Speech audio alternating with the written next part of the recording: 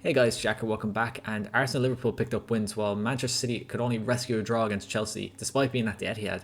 We kind of have to talk about it. Manchester City dominated the ball throughout the entire game, and in the first half in particular, Chelsea looked to really frustrate them. And what I mean by that is that they were fouling them a lot. In the whole game, they had I think about 12 fouls, and as a result, they just kept putting fouls, especially on the wings where they had to rely on deep crosses. And typically, when you think of Manchester City and having the likes of De Bruyne, you would imagine that they'd be quite good at these, but they didn't really have the presence that you kind of would want. Obviously, Rodri, Diaz, and Hojlund would be good, but the rest of the team you wouldn't really have it. I mean, you have like as you can see, you have they had played Doku, Foden, and don't really have such physical presence. And I thought it was really they did really well Chelsea in terms of dealing with those set pieces. Again, Chelsea don't have a big team either, but Zazie was heading everything away. Levi Colwill was doing really well, and I just thought overall they were really solid defensively. And I think what really stood out with Chelsea is that they exploited the space that Manchester City left. And you saw countless counterattacks. Nicholas Jackson did really well in link-up play. Conor Gallagher was an able runner, and while Palmer wasn't involved much in the game, he definitely attracted a lot of attention from the likes of Ake and made it really difficult for him defending throughout the evening. And I think what really let Chelsea down this game, and I think they could have potentially won this game if they, got a couple of goals, was that they were just not clinical. And this has been the issue with Chelsea this entire season. Pochettino has them playing decent football, and he set them up really well tactically in this game. But unfortunately, you can't really account for your players not finishing chances. Nicholas Jackson had a couple, Cole Palmer had a few, and Sterling as well. But Sterling, after a good counter attack, you probably thought he let the ball run past him, but he managed to bypass Kyle Walker and finish it, and it was a great finish. And this continued on to the second half where Manchester City were leaving a lot of space in behind their back line, because they're trying to get a goal, and Chelsea continued to break on the counter. They were doing really well in those cases. Enzo Fernandez was really good at distributing from deep. Caicedo on a few occasions as well. And in the second half, it was mad to imagine, but Ederson, while he probably was one of the best players on the pitch in terms of stopping those key moments. He made a couple of great saves, including one onto the post, a bit of a double save. And after about the 65th minute mark, Chelsea just bunkered down, and I think that might have been a bit of their downfall because they just didn't really have an outlet going on afterwards. Because Nkunku, while he is very good, he just wasn't able to break it as much. He doesn't really have the pace that the others have. And while Chelsea looked to kind of shut up shop, bringing in Nathaniel Chalobah, not Nathaniel, Trevor Chalobah. Nathaniel's the brother, and I don't know if he's playing. I think he's at Fulham at the moment, but I digress.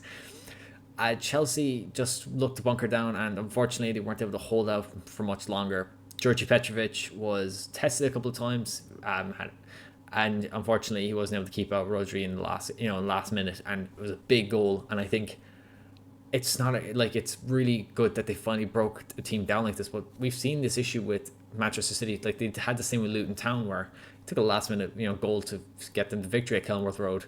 And it's mad to imagine, but like City did have their chances, but they weren't as clinical or as deadshot as they probably could be and what they usually are. I think Hojlund is still coming back from his injury and he still needs to work on it, but I think Manchester City overall throughout the night were just nullified completely.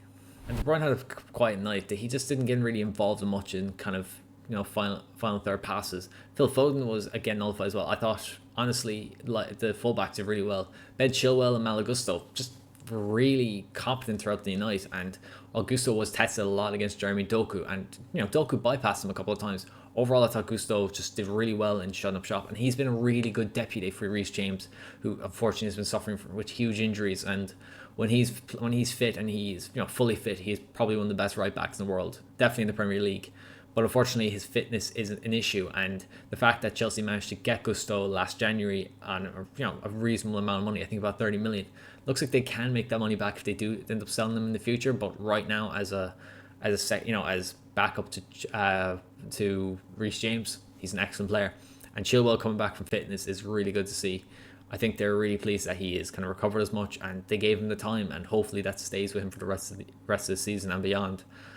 I think there's a few players to shout out. The midfield for Chelsea worked incredibly hard throughout the night, and they nullified Man City throughout. They didn't really kind of give time of day and force him out wide.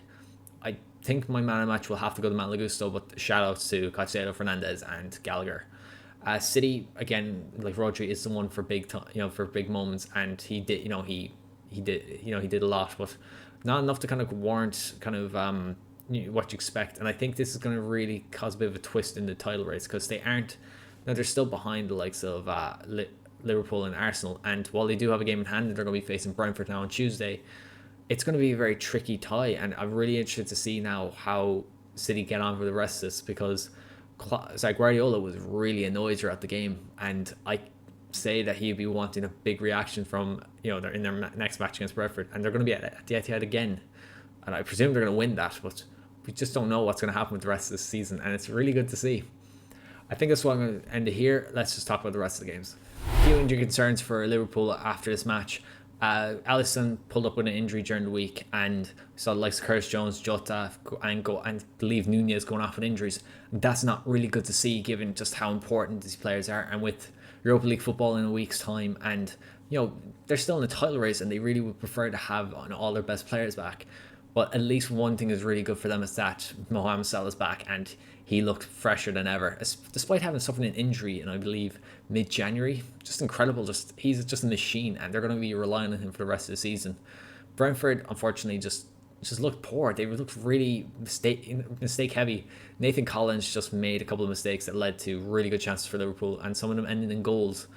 I don't know what to expect. I'm quite surprised by that, but that just seems to happen sometimes with teams, and hopefully Thomas Frank can kind of get his team back, because we saw, like, if Ivan Toney's given the chances, he will take them. Big win for Arsenal, and scoring 5+ goals in the last 2 matches. That's huge, and I think that that winter break really did them good. Burnley just couldn't handle them. A few defensive errors, but overall Arsenal played incredibly well. They exploited the weaknesses of Burnley's back line, and they received dividends from it. Bukayo Saka looked really good, Martinelli as well, Trossard picking up a goal, and Kai Havertz. And with the Champions League this week against Porto, hopefully this can really kind of motivate them to play in that tie. Next then is really good, last gasp equaliser from Matt Ritchie, former Bournemouth player, coming on the pitch and pretty much scoring seconds later. But it's been an issue with Newcastle, despite them being at home. Last season we'd be saying that it's going to be probably 1 or 2-0 win to them, but Bournemouth looked really good, and it's again I don't know whether it's because they have a few injuries, but Newcastle just didn't look good defensively. They were exploited time and time again. Solanke and Semenyo just looked really good, and they were just almost like frightening the Newcastle defenders. They just couldn't handle them, and Semenyo being back from AFCON, it's just been really good to see. I don't know why, I'm just kind of fascinated by him. He just looks really dangerous whenever he's on the ball. And I think if Bournemouth can continue these kind of games, they definitely will push themselves further up the table. Newcastle, it doesn't look likely that they finish in European places again, but I think they still need to kind of get everyone back, and we kind of see how they get on with the rest of the season. Aston Villa were fortunate that they had Ollie Watkins in such superb form, and in fairness, I don't know why I say it like that, because they probably deserve the win overall. Fulham didn't really test them much, and it was a mistake that led to miscommunication that led to their goal. And they probably could, they're still missing a few players, and they definitely need to get a few of them back. But Aston Villa, were good, worked well for their win, and from away from home, that's really good to keep them in the European places. Then we had Nottingham Forest picking up a huge win against West Ham that pushed them further away from the relegation zone. Nottingham Forest, Nottingham Forest did really well to put pressure on West Ham, and what I saw from the highlights is that they seemed to bypass the midfield really easily.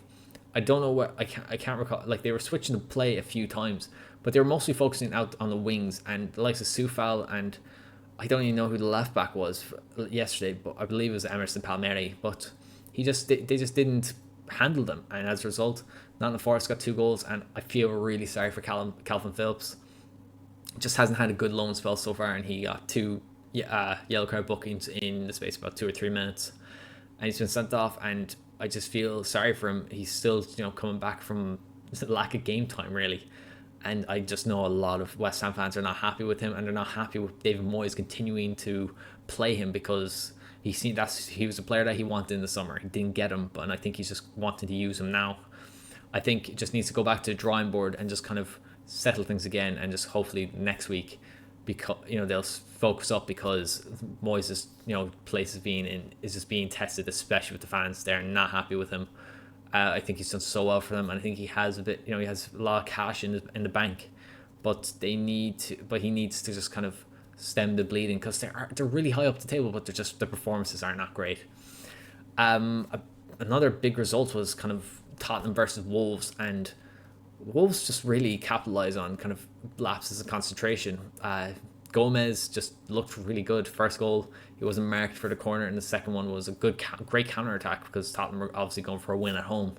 Tottenham, I think, overall did well, and I think it was an issue with like we were talking about with Chelsea, is that they just weren't clinical, and as a result, they didn't take their chances. Kulusevski had a really nice goal, dribbling in, knocking it in between Jose Sa's legs, but it just wasn't good enough. And I say Pascoglu was very disappointed that they didn't come out of this game with at least a draw, but there's still plenty of time in the league, and Tottenham, I think, still have a chance of going into the top 4 or top 5 for Champions League places. But huge from Gary O'Neill and his Wolves side. Then we had Sunday's games. Brighton picking off Sheffield United 5-0. Again, it was poor. It was very defensively poor, to be honest. Mason Holgate's red card was very much a red card. I saw, if you saw what Sheffield United fans were saying after on Twitter, they just didn't believe it. But Brighton did really well in this game. They just looked really in control, and I think that's really handy for them, as they're kind of pushing, towards the back end of the season. Hopefully for De Zerbi's sake, that they kind of come back into, they kind of start to pick up wins again. If you saw the first goal, it was cleared off the line after it's already gone in, from a set piece, and it was probably I don't think the Brighton fans realised it was in until pretty much like the last replay was put on before the kickoff at 1-0. But big win for Brighton. I say they're just really pleased to kind of get pick up a few wins again. Sheffield United just looked shocking. It's just unfortunate that they're unable to kind of stem the bleeding once it happens. So it looks like they could be going down, but there's still plenty of time left for them to just try their best. And last up was United beating Luton 2-1, and it was just the scoreline was pretty much made up by I think about the 30th minute. Rasmus Hojlund picking up 2 goals, extending his lead to 6 games in a row scoring, and he looked really good. He's still very raw, but he's just a really good striker. And for the second goal, he latched onto Garnacho's kind of shanked volley, and he just chested into the far corner. I just think it was just really good ingenuity, and I think after that, Luton Town just really put the pressure on United. It was really surprising, because you would think that United would have a bit more control at 2-0, but fair dues to Luton Town. They pushed. Tahi Chong's shot was then met by Adebayo, who just wanted the ball more than anyone else, and he just got the end of it. And unfortunately for Luton, despite having a lot of chances and having a lot of shots, they just weren't, there just wasn't enough. I think United defended really well, especially in the second half. They just didn't give Luton any clear chances, and they looked to break on the counter, but credit to Lakonga, who made an unbelievable track back and block, and then Kaminsky with a few big saves. Obviously, United could extend the scoreline a bit more, but again, it was just the fact that they were finishing their chances. But overall, United would be happy that they picked up another win. They're obviously only going to be looking at the league and FA Cup, and I'd say the fans would want a trophy run, but I think their main priority should be to get into the Champions League spots, because Ineos and Brailford would really want to kind of start their era off right, because I believe the ratification process will be completed in the next week or so. So thank you very much for watching. I hope you enjoyed the video. If you liked it, please give it a like and subscribe to the channel. Thank you very much for watching. Until next time, take care.